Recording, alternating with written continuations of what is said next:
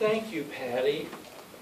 Welcome guests, many of you. This is my 15th opera appreciation speech, and out of all of them, I have not yet had a selection of music that is more exciting than the one that I'm sharing with you today. I'm going to tell you why that's so, what's exceptional about the piece. I'm going to give you some background about what's going on in this actual section you're hearing. And also, I'm going to tell you something about the truly extraordinary singer, let's see here, that will be singing this piece, Kirsten Flagstad. I'm willing to bet that practically everybody in this room, unless the exception of maybe some of the Indians who grew up in Bollywood, almost everybody's seen The Wizard of Oz. And if you've seen it, no matter how many years ago it was, you vividly remember the scene where Dorothy lands in the house from the tornado in Oz, and she gets out, and there's a munchkin land, and the little munchkins go around. Everybody's happy, and everybody's just gay and having a real good time. And then all of a sudden, out of nowhere, this bomb occurs. And there's the Wicked Witch of the West. All the munchkins go into hiding, a 180-degree shift in mood. Well, the same sort of thing is going to happen in this piece. And you will hear it, and it's very dramatic. Now, to tell you what's going on, Isolde is a princess of Ireland. And she is a medieval nurse. She's trained in the healing arts. And there was this man who wasn't from there that was injured in battle. And he was brought to her, and she cleaned him and nursed him. His name was Tantris.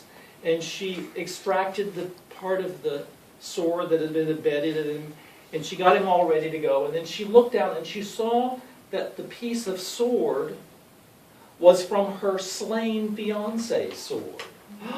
Soap opera. And so she was not a blushing violet. She picked up the sword, and she was getting ready to stab him in his heart. And then she looked in those eyes. Have you ever done something you shouldn't do? Well, she did it. She looked in his eyes, and as Judy Garland sings 300 years later, "Zing with the strings of my heart," she was smitten. And she knew he was too. And he had to go away, but she knew he was coming back for her because, well, I mean, they had had that zing with the string of my heart moment.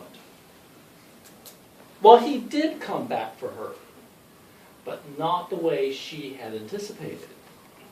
When this piece starts, she is going to be actually talking as if she's Tristan herself. She's narrating the story. And she says, he is in front of his king back in Cornwall. She says, "Oh, I found the loveliest maiden. I think she will make a lovely queen for you. Why don't I go fetch her for you and bring her back? Oh, what a marvelous adventure this will be."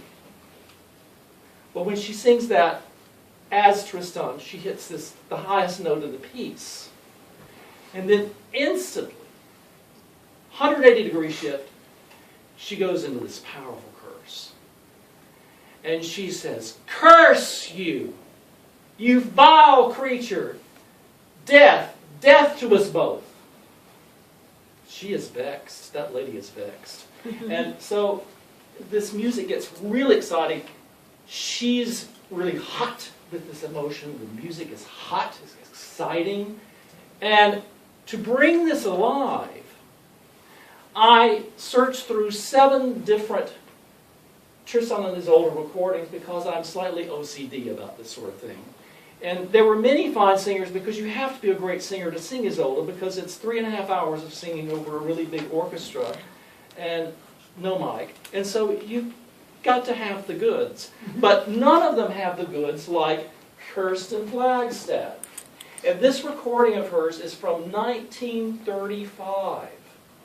And you'll be amazed at how good it still sounds. And why do we still go back and say Flagstad is the greatest female singer of Wagner's music after all these years? Well, why? Well, number one, she had in addition to having a big voice. It was so beautiful. The voice is gorgeous. It's golden. It's from the bottom to the top. It's just this beautiful sound. There's no strain in it whatsoever, but it's just beautiful. Also, Wagner requires the singer to have a strong lower register. And you'll hear when this starts out, it's down low. It's very full and rich, which can be heard over the orchestra, which is needed, because there's a lot of passages in there. But then more than anything, Flagstad had reputedly the biggest soprano voice that's ever been heard on a stage. It was really, really big. And some of you old-timers who've been here can remember me talking about Birgit Nilsson, who had a voice that was like a laser that would cut through an orchestra. Not like that. Hers just rode over the top. And it was like this big golden sound that came at you from all points in the house all at once, and it was bigger than the orchestra. And you've heard an orchestra. You know that's a big, whopping sound.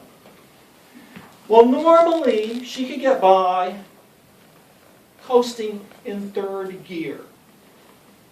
Because the voice was just so ridiculously big, she was just sitting there filing her nails. But in this particular instance, when she says the curse, something came over her. And she went into sixth gear. And even in this 1935 recording, you are not going to believe the sound she makes. You're not going to believe it. It's stupefying. And it so goes with this curse. I mean, you really feel almost like you've been cursed. And this is a Baptist church, and that's saying something. So we will see how this goes.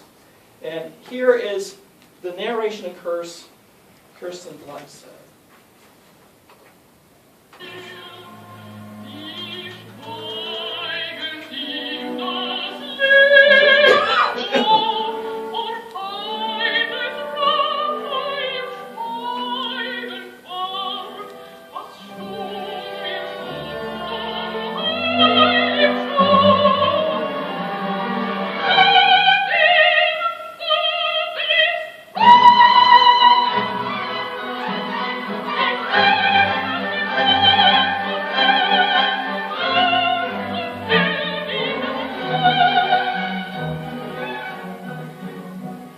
Like the Munchkins, you know.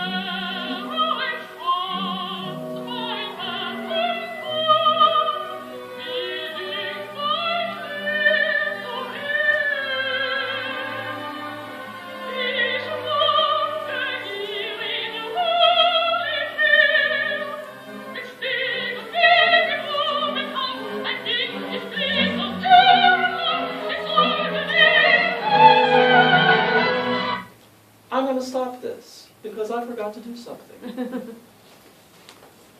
I'm going to show you another picture of her, and then I'm going to bring up the words. So you can have the words here.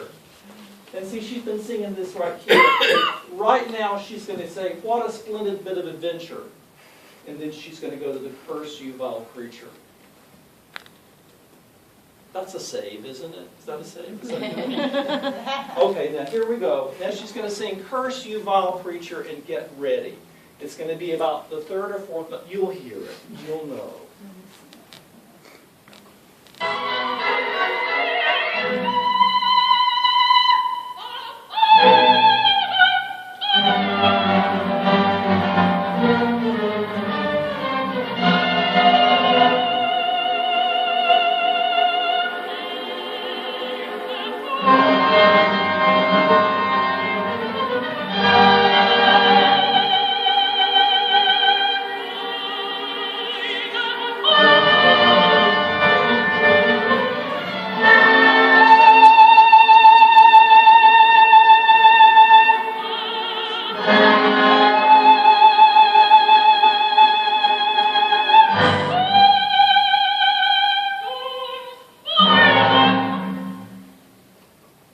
Say that opera is not exciting, because that gives it to you.